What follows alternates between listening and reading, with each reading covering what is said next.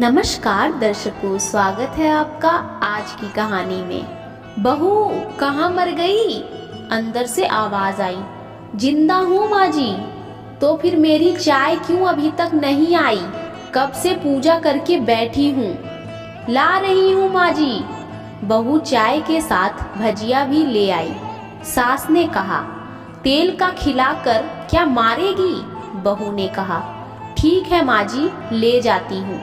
सास ने कहा, रहने दे, अब बना दिया है तो खा लेती हूँ। सास ने भजिया उठाई और कहा, कितनी गंदी भजिया बनाई है तूने। बहू, माँ जी मुझे कपड़े धोने हैं, मैं जाती हूँ। बहू दरवाजे के पास छिपकर खड़ी हो गई। सास भजिया पर टूट पड़ी और पूरी भजिया खत्म कर दी। बहू मुस्कुराई और काम पर लग गई। दोपहर के खाने का वक्त हुआ। सास ने फिर आवाज लगाई, कुछ खाने को मिलेगा? बहू ने आवाज नहीं दी। सास फिर चिल्लाई, भूखे मारोगी क्या? बहू आई, सामने खिचड़ी रख दी। सास गुस्से से, ये क्या है? मुझे इसे नहीं खाना, इसे ले जाओ। बहू ने कहा, आपको डॉक्टर ने दिन में खिचड़ी खाने को कहा है, खाना तो पड़ेगा ही। सास मुंह बनाते हुए, हाँ तू मेरी माँ बन जा। बहू फिर मुस्कुराई और चली गई। आज इनके घर पूजा थी। बहू सुबह 4 बजे से उठ गई। पहले स्नान किया, फिर फूल लाई, माला बनाई, रसोई साफ की, पकवान और भोजन बनाए। सुबह 10 बज गए। अब सास भी उठ चुकी थी। बहू अब पंडित जी के साथ भगवान के वस्त्र तैयार कर रही थी। आज ऑफिस की छुट्टी थी। उसके पति भी घर पर थे। पूजा शुरू हुई। सास चिल्लाती, बहू ये नहीं है, वो नहीं है। बहू दौड़ी दौड़ी आती और सब करती। अब दोपहर के 3 बज गए थे।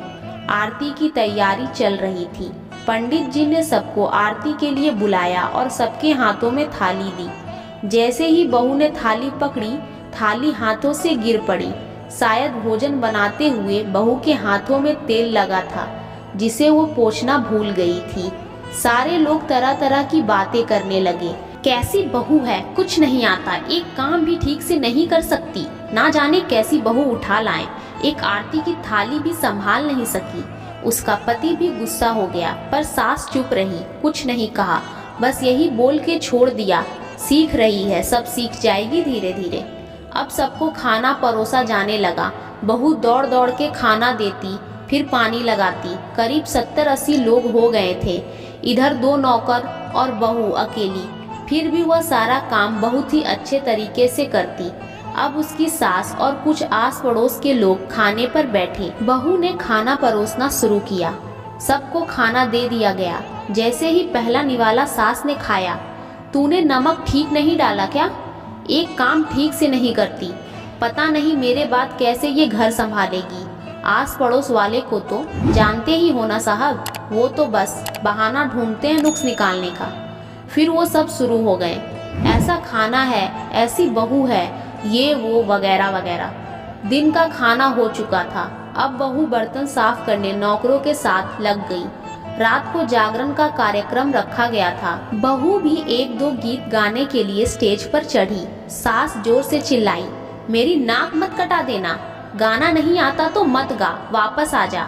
बहू मुस्कुराई और गाने लगी। सबने उसके गाने की तारीफ की, पर सास मुंह फुलाते हुए बोली, इससे अच्छा तो मैं गाती थी जवानी में, तुझे तो कुछ भी नहीं आता। बहू मुस्कुराई और चली गई। अब रात का खाना खिलाया जा रहा था। उसके पति के ऑफिस के दोस्त साइड में ही ड्रिंक करने लगे। उसका पति चिल्लाता, थोड़ा बर्फ लाओ, तो सास चिल्लाती, यहाँ दाल नहीं है। फिर चिल्लाता, कोल्ड ड्रिंक नहीं है, पापड़ ले आओ। इधर उधर भागते भागते आखिर में उसके पति की शराब गिर पड़ी उसके एक दोस्त पर और बोतल टूट गई। पति गुस्से में 2 झापड़ अपनी पत्नी को लगाते हुए कहता है, जाहिल कहीं की, देख कर नहीं कर सकती, तुझे इतना भी काम नहीं आता। सारे लोग देखने लगे। उसकी पत्नी रोते हुए कमरे की तरफ दौड़ी। फिर उसके दोस्तों ने कहा, क्या यार, पूरा मूड खराब कर दिया, यहाँ नहीं बुलाया होता, हम कहीं और पार्टी कर लेते। कैसी अनपढ़ गवार बीवी ला रखी है तूने। उसे तो मेहमानों की इज्जत और काम करना तक नहीं आता। तूने तो हमारी बेइज्जती कर दी।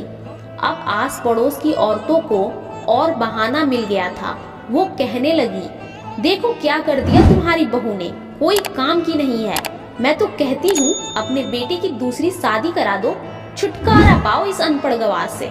सास उठी और अपने बेटे के पास जाकर उसे थप्पड़ मारा और कहा, अरे नालायक, तूने मेरी बहू को मारा, तेरी हिम्मत कैसे हुई, तेरी टांग तोड़ दूंगी। उसके बेटे के दोस्त कुछ कहने ही वाले थे कि उसकी माँ ने घूरते हुए कहा, चुप, बिल्कुल चुप, यहाँ दारू पीने आए हो, जबकि पता है आज पूजा है और तुम्हें पार्टी करनी है। कैसे संस्कार दिए हैं तुम्हारे माता पिता ने, और किसने मेरी बहू को जाहिल बोला? जरा इधर आओ, चप्पल से मारूंगी अगर मेरी बहू को किसी ने एक शब्द भी कहा तो। अरे पापी, तूने उस लड़की को बस इसीलिए मारा कि तेरी शराब टूट गई। पापी, वो बच्ची सुबह 4 बजे से उठी है, घर का सारा काम कर रही है, ना सुबह से नाश्ता किया है ना दिन का खाना खाया है, फिर भी हंसते हुए सबकी बातें सुनते हुए, ताने सुनते हुए घर के काम में लगी रही। तेरे यार दोस्त को वो अच्छी नहीं लगी? जूते से मारूंगी तेरे दोस्तों को जो कभी उन्होंने ऐसा कहा। उसके यार दोस्त चुपके से खिसक लिए।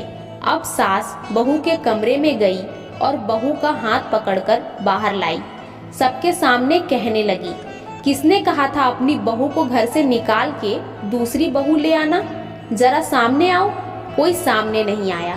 फिर सास ने कहा, तुम जानते भी क्या हो इस लड़की के बारे में? ये मेरी माँ भी है और बेटी भी। माँ इसीलिए मुझे गलत काम करने पर डांटती है और बेटी इसीलिए कभी कभी मेरे दिल की भावनाएं समझ जाती है। मेरी दिन रात सेवा करती है, मेरे 1000 ताने सुनती है, पर एक शब्द भी गलत नहीं कहती, ना सामने ना पीठ पीछे। और तुम कहते हो दूसरी बहू ले आओ। याद है ना छुटकी की दादी, अपनी बहू की करतूत? सास ने गुस्से से पड़ोस की महिला को कहा, अभी पिछले हफ्ते ही तुम्हें मियाँ बीवी भूखे छोड़ घूमने चले गए थे। मेरी इसी बहू ने 7 दिन तक तुम्हारे घर पर खाना पानी, यहाँ तक कि तुम्हारे पैर दबाने जाती थी, और तुम इसे जाहिल बोलती हो। जाहिल तो तुम सब हो जो कोयले और हीरे में फर्क नहीं जानते। अगर आइंदा मेरी बहू के बारे में किसी ने एक लफ्ज भी बोला तो मुझसे बुरा कोई नहीं होगा, क्योंकि ये मेरी बहू नहीं, मेरी बेटी है। बहू सिसकियां लेते हुए फिर कमरे में चली गई। सास ने एक प्लेट उठाई और भोजन परोसकर बहू के कमरे में खुद ले गई। सास को भोजन लाते देख बहू ने कहा, अरे माँ जी, आप क्या कर रही हो, मैं खुद ले लेती। सास ने प्यार से ताना मारते हुए कहा, डर मत, इसमें जहर नहीं है, मार नहीं डालूंगी तुझे। तुझे नई सास चाहिए होगी, पर मुझे अभी भी तू ही मेरे घर की बहू चाहिए। बहू ने अपनी सास को रोते हुए गले से लगा लिया। सास भी रो दी पहली बार और कहा, चल खाना खा ले। फिर मजाक करते हुए कहा, फिर मेरे पैर दबाने चले आना, और ये ख्याल मन में मत लाना कि सास पैर बोलती है, किसी दिन मैं उसका गला दबा दूंगी, क्योंकि कभी मैं भी यही सोचती थी। दोनों खूब हंसने लगी। कुछ रिश्ते बहुत मीठे होते हैं, बस बातें कड़वी होती हैं। तो दर्शकों, आपको ये कहानी अच्छी लगी तो वीडियो को एक लाइक ज़रूर कर दें, और आपकी क्या राय है हमें कमेंट करके ज़रूर बताएं, और साथ ही इस स्टोरी को अपने दोस्तों को भी शेयर करें। और ऐसी कहानियाँ सुनने के लिए मेरे चैनल को सब्सक्राइब कर लें और बेल आइकन को ऑल पे सेट कर दें। धन्यवाद।